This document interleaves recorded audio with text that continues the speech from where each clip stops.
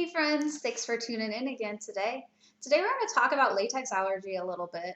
This is something that I mention in just about every video because it completely impacted every aspect of my life and it was completely preventable.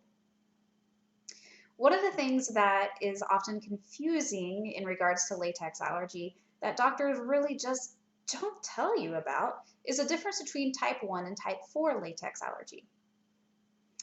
Now, before we continue, cover my butt disclaimer. This is not medical advice. This is not intended to prevent, treat, cure, diagnose, mitigate, or otherwise address any medical conditions or symptoms under the sun. Always consult your medical provider about everything, anytime, everywhere. It is what it is. Now, type 4 versus type 1 latex allergy. A type 4 latex allergy is what most people are initially diagnosed with when they discover that they have a latex allergy. Now, another video, the topic will be the reliability of testing. If you are exposed to natural rubber latex products and have a reaction, you have a latex allergy, friends. It is what it is. That's a problem, okay? If you go to a doctor, he'll probably try to run a RAST test, potentially an ELISA test. These tests are not reliable.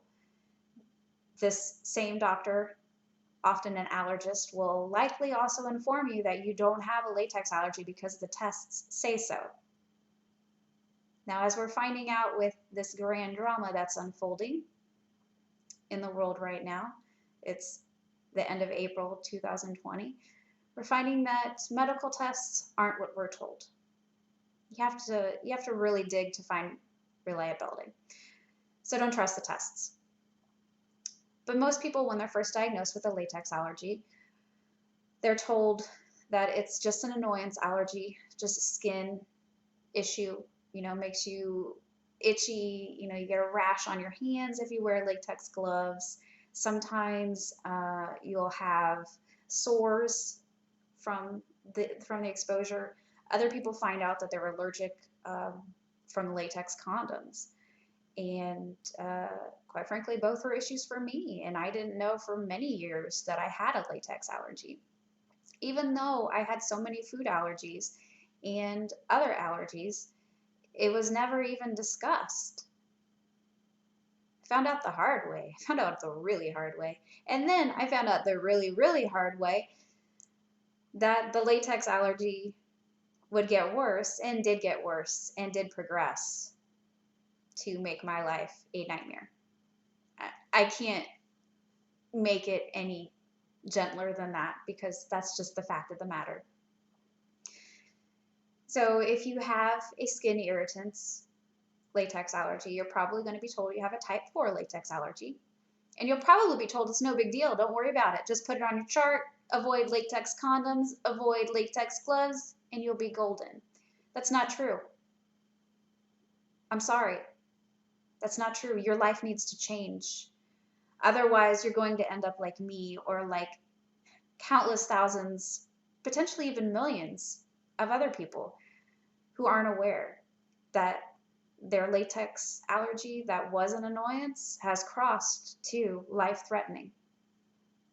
For me, it was a very violent transition. All of a sudden in 2012, February specifically, I ended up living in the bathroom because of the vomiting and diarrhea that was constant. February to early September, I lived in the bathroom. I was in gastrointestinal anaphylaxis, undiagnosed until I figured out the problem myself. Of course, by that time, I'd been to countless allergists, physicians, etc., including Mayo Clinic, 2 weeks at Mayo Clinic. Came home and had my first airborne reaction, which I quite frankly didn't even know if it was an allergic reaction. I'm not quite certain that I even registered the fact that it could be an allergic reaction. I just knew that my throat was constricting and I didn't know why, and nothing had happened. I just walked into the living room and sat down. And then my husband had brought in a new sprayer with a rubber hose on it and set it across the living room. At that time, we lived in a big house. We had a big living room. Found out the hard way, friends. I don't want you to find out the hard way that the type 4 latex allergy can and will transition to a type 1 airborne anaphylactic latex allergy. So as I just stated, type 1 latex allergy is an airborne anaphylactic allergy. Type 1 latex allergy is really hard. I'm not gonna lie to you. It is really, really, really hard. Have you seen how many places have balloons? It's insane. There are balloons everywhere. And it's not just balloons. It's not just latex gloves. Both of those specific types of rubber are particularly harmful for those of us with latex allergy because the thinness of the material allows the particles to basically disperse all over. And it's like glitter, except it's death glitter. Death glitter is not a good thing. It gets everywhere and on everything. It gets in the air, and it can sometimes take years before it's safe to go there. Now, besides those products, there are 40,000 plus products that have natural rubber latex in it.